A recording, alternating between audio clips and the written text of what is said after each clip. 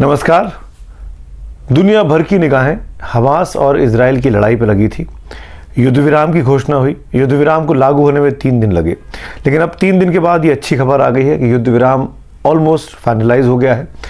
अपनी तरफ से इजराइल के जो बंधक किए हुए 3 बंधक थे हमास के पास, उनके नाम दे दिए हैं हमास ने इजराइल की लीडरशिप को, और वो तीनों महिलाएं हैं और तीनों महिलाओं को आज छोड़ा जा रहा है। आज का दिन 19 जनवरी का दिन इतिहास में इस तारीख को याद रखा जाएगा। मैं बार बार 19 जनवरी इसलिए बोल रहा हूँ कि कल 20 जनवरी है। 20 जनवरी को अमेरिका में नए राष्ट्रपति आ रहे हैं, डोनाल्ड ट्रंप। बाइडेन साहब का आज आखिरी दिन है। वहाँ पर भी श्रेय चल रहा है। बाइडेन की पार्टी कह रही है कि हमने सीज फायर करा दिया, और ट्रंप कह रहे हैं कि क्योंकि मुझे सत्ता में कल से आना और मैंने अल्टीमेटम दे दिया था, इसलिए सीज फायर हुआ है। जो भी हुआ हो, सीज फायर की वजह अमेरिका की वो अलग राजनीति, उस पर हम बाद में कभी और बात कर लेंगे। आज का दिन हमास और इजराइल के बारे में बात करने का है। तो सीज फायर क्या है, प्रोसेस क्या होगा, पहले ये समझ लीजिए। कतर की सरकार, कतर के प्रधानमंत्री मीडिएट कर रहे हैं हमास के बीच में और इजराइल के बीच में। दोहा में ये बातचीत चल रही है, आपको पता होना चाहिए। और दोहा में जो भी बातचीत होती है, जिस पर सहमति बनती है, वो गाज़ा में हमास की लीडरशिप तक पहुंचने में वो किसी मेल के ज़रिए, किसी फ़ोन के ज़रिए नहीं पहुंचती है, वो फिज़िकली पहुंचती है। क्योंकि हमास इस तरह के कोई भी इंस्ट्रूमेंट का इस्तेमाल नहीं करता जिससे उसकी निगरानी की जा सके। हमास को इस बात का डर रहता है कि अगर वो इंटरनेट का इस्तेमाल करेगा तो इजराइल उसके ठिकानों का पता कर लेगा कि उसकी जो लीडरशिप है, उसके जो लोग हैं, वो कहाँ छुपे रहते हैं। तो हमास इजराइल पर ये भरोसा नहीं करता है उसकी टेक्निकल एडवांसमेंट को देखकर। तो जो भी बातचीत दोहा में होती है वो गाज़ा पट्टी तक पहुँचने में फिजिकली जाती है। बहुत से अलग अलग रूट अपनाए जाते हैं। एक डमी तैयार की जाती है ताकि कोई ट्रैक ना कर पाए कौन सा व्यक्ति कहाँ जाकर किसको क्या जानकारी दे रहा है। तो उसमें समय लगता है, इस चीज़ को हमको समझना होगा। अब ये सहमति बनी है कि 42 दिन का ये सीज फायर है, यानी 42 दिन तक अब इजराइल जो है वो हमास के इलाकों पर बमबारी नहीं करेगा। इन दिनों में जो 33 बंदी अभी भी जो हॉस्टेजेस हैं हमास के पास, वो उन 33 को रिहा करेगा। इन 33 में पहले महिलाओं को, बुजुर्गों को, बच्चों को रिहा किया जाएगा, और सेकंड फेज में, उसके बाद के चरण में पुरुषों को रिहा करेगा। ऐसा इस बाकायदा सीज फायर में कहा गया है। ये तो अच्छी खबर हुई जो नेतन्याहू के लिए भी और गाज़ा पट्टी के हमास की लीडरशिप के लिए भी सकारात्मक है।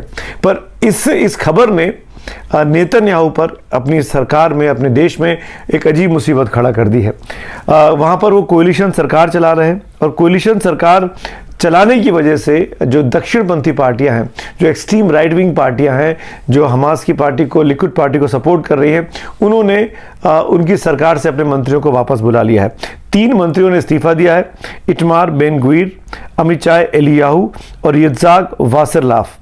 इन तीनों ने नेतन्याहू की सरकार से, इन मंत्रियों ने इस्तीफा दे दिया है कि वो इस समझौते के समर्थन में नहीं है। उनको लगा कि ये जो समझौता हुआ, इसमें हमास को हमने अपर हैंड दे दिया है, हमास की बात ज़्यादा मान ली है। और इनफैक्ट हुआ भी है, गाज़ा पट्टी में हमास के लोग सेलिब्रेट कर रहे हैं। हमास के लड़ाके सड़कों पर निकलकर बंदूकें हाथ में लेके, बख्तरबंद गाड़ियों में बैठ के, जीपों में बैठ के ऐसे सेलिब्रेट कर रहे हैं जैसे उन्होंने ये वॉर जीत लिया हो।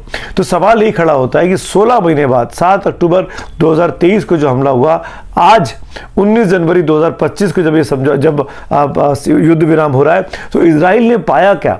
इजराइल ने कहा था कि वो हमास को खत्म कर देगा। इजराइल ने कहा था कि वो सभी अपने बंदियों को छुड़ा लेगा। इजराइल ने यह कहा था कि दोबारा हमास पनपेगा नहीं इस लड़ाई के बाद। नेतन्याहू की ये तीनों बातें आज की तारीख में लगता है कि ज्यादा उन्होंने बातें कह दी थी, ऐसा वो कुछ भी नहीं कर पाए। अंततः उनको सीज फायर करना पड़ा अपने हॉस्टेजेस को छुड़ाने के लिए, क्योंकि हॉस्टेजेस के जो परिवार है उनका बहुत दबाव था। वो वीडियो भी सोशल मीडिया पे वायरल हो रहे हैं। जब ये 3 लड़कियों की आज खबर आई कि इनको रिहा करेगा हमास, तो उनकी दोस्तों ने सेलिब्रेट किया, खुशियां मनाई। वो वीडियो भी मैं कोशिश करूंगा कि इस वीडियो के साथ जरूर पोस्ट करूं और दिखाऊं आपको कि कैसे वहाँ तेल अवीव में जहाँ की लड़कियां हैं, उनकी दोस्त हैं, वो खुशियां मना रही हैं क्योंकि दोस्त वहाँ से रिहा होकर आ रही हैं। तो ये 3 चीज़ें नेतन्याहू ने इस लड़ाई में पाया क्या सिवाय इसके कि पॉलिटिकली जो उनकी सरकार वहाँ चल रही थी, जो कि माइनॉरिटी की सरकार थी, जो कि गठबंधन में चल रही थी, उसने अपने आप को, नेतन्याहू ने 1.5-2 साल का पीरियड पा लिया सत्ता में बने रहने का। नेतन्याहू के खिलाफ वहाँ पर देशद्रोह का मुकदमा चल रहा था, नेतन्याहू के खिलाफ कई कानून वहाँ से पास होने वाले थे संसद से, वो तमाम चीज़ें उन्होंने इस युद्ध के नाम पर पीछे छोड़ दी और एक तरीके से पूरा देश उनके पीछे खड़ा हो गया, क्योंकि 7 अक्टूबर की घटना का जो हमास ने किया था उसका बदला इजरायली लेना चाहते थे। लेकिन आज की तारीख में नेतन्याहू को समझौता करना पड़ा। हमास इसीलिए सेलिब्रेट कर रहा है कि हमने 33 बंदी छुपा के रखे। करीब 250 लोगों को उसने उस दिन हॉस्टेज किया था 7 अक्टूबर के दिन। 110 लोगों को पहले सीज फायर के दिन नवंबर दिसंबर 2023 में रिहा कर दिया गया था रेड क्रॉस के जरिए। इस बार भी रेड क्रॉस के जरिए ही रिहा किया जाएगा इन तीनों को। लेकिन समझौते से बात साफ हो गई कि नेतन्याहू एक तरफ बंधकों के परिवारों का प्रेशर झेल रहे हैं, दूसरी तरफ अपने अलायंस पार्टनर का प्रेशर झेल रहे हैं। बंधक के परिवार कह रहे हैं हमारे लोगों को छुड़ा के लाओ, हमास से समझौता करो। अलायंस पार्टनर बोल रहे हैं हमास के साथ झुको मत, हमास को नेस्तनाबूद कर दो, हमास को खत्म कर दो। नेतन्याहू फंस गए हैं, नेतन्याहू असमंजस में है।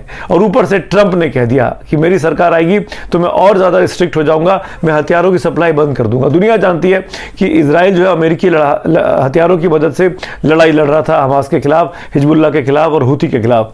हिजबुल्लाह के साथ तो समझौता हो गया, तो ट्रंप अगर ये चीज़ों को बंद कर देगा, क्योंकि ट्रंप को अपने देश की अर्थव्यवस्था को ठीक करना है, जिसमें बहुत ज़्यादा महंगाई अमेरिका में बढ़ती जा रही है, बेरोजगारी बढ़ने की चीज़ें। ऐसे में अगर ट्रंप रिस्ट्रिक्शन लगा देगा अमेरिकन पॉलिसीज़ पर इजराइल को लेके, तो जाहिर तौर पर बहुत बुरा असर नेतन्याहू पर यहाँ भी पड़ेगा। तो नेतन्याहू के लिए करो या मरो की स्थिति थी। नेतन्याहू के लिए ये अब नेतन्याहू आगे इजराइल के इतिहास में कैसे जाने जाएंगे, ये तो भविष्य बताएगा। लेकिन कुल मिलाकर अब ये लग रहा है कि नेतन्याहू ने जो जिद की थी 7 अक्टूबर 23 से लेकर आज तक की, उसमें उन्होंने खोया ज़्यादा है, पाया कम है। लेकिन अंत में ये ज़रूर है, हम कह सकते हैं कि उन्होंने एक सद्बुद्धि का परिचय दिया, जिद का परिचय नहीं दिया और लड़ाई को सीज फायर के तौर पर लाके ख़त्म करने की कोशिश की है। पर यह भी कहा नेतन्याहू ने अपने कल प्रसारित 11 मिनट के भाषण में कि अगर 42 दिन में हमास नहीं माना, हमास ने कोई और चालाकी की, तो 42 दिन के बाद वो दोबारा बमबारी शुरू कर देंगे। तो ऐसे में सवाल ये खड़ा होता है कि हमास क्या इन 42 दिनों में उन 33 के 33 लोगों को छोड़ेगा? क्योंकि अगर वो छोड़ देगा तो उसकी नेगोशिएटिंग पावर खत्म हो जाएगी। तो ये बड़ी अभी कैच 22 सिचुएशन इस इलाके में बनी हुई है।